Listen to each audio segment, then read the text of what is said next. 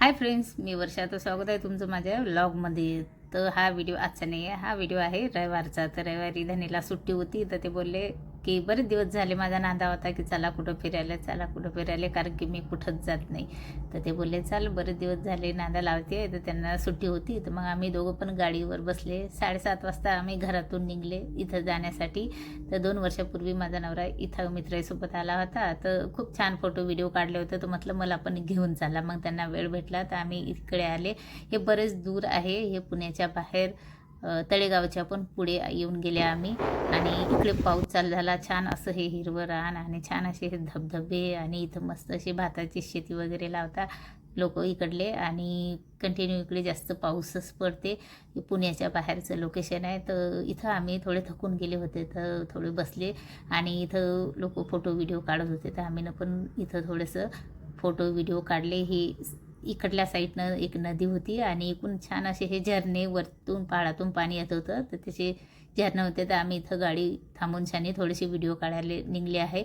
इथं बसून शानी मंदामध्ये दगडावर थोडेसे इतर लोक पण फोटो व्हिडिओ काढत होते. आम्ही पण काढून घेतले. आता मला वाटलं इथंच कुठं जवळपास असेल, पण माझा नवरा म्हणे की नाही, अजून आपल्याला पुढे जायचं आहे.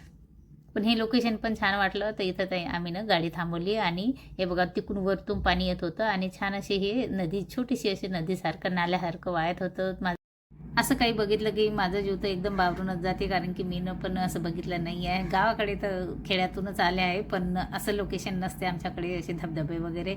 आणि साईडला मस्त अशी भाताची शेती होती, लोक लावत होते भाताची शेती. छोटे छोटे असे भाताच्या शेतीचे शेत होते. आणि काही फोटो व्हिडिओ काढले आपण, भरपूर काही ॲड केले मी आठवणी राहायसाठी. आणि परत मग आम्ही गाडीवर बसले आणि गाडीवर बसले जिथं आम्हाला जायचं आहे त्या लोकेशनला आम्ही जायला लागले. तर रस्त्याने पाऊस चालू होता, पूर्ण डोळ्यात पाणी जात होतं. इथं त्याईनं सांगितलं मला की आपण पोचले आहे. तसंच मी सर्व सामान नवऱ्याकडे देऊन टाकलं, गाडी पार्किंग केली आणि मोबाईल पण देऊन टाकला आणि इथं निघाले जाण्यासाठी. इथलं लोकेशन बघून आणि मी तर एकदम बावरूनच गेली. खूप छान असं हे लोकेशन होतं. हे बेंडेवाडी गाव आहे. इथं पाण्याचा प्रवाह पण वाढून गेला होता.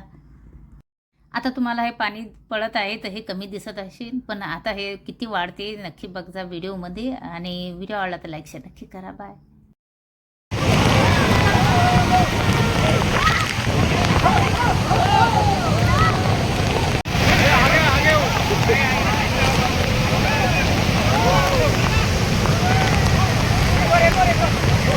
हा पोरगा उभा राहा, तिथं आहे. जा जा जा जा जा, काय नाही तिथं. हा जीवडा बस.